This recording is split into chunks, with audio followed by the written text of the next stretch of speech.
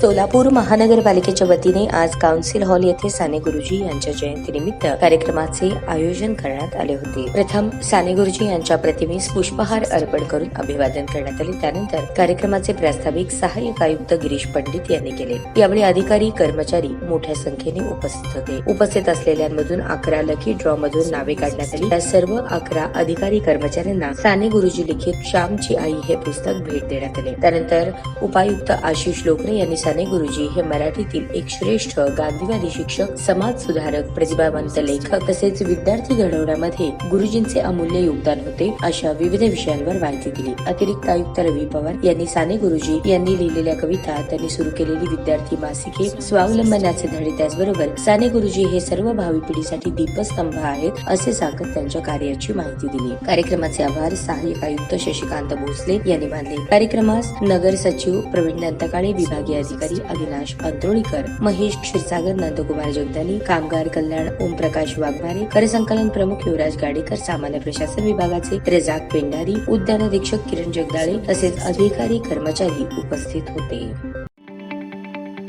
ताज्या बातम्या पाहण्यासाठी प्राईम महाराष्ट्र न्यूज चॅनलला सबस्क्राईब करा।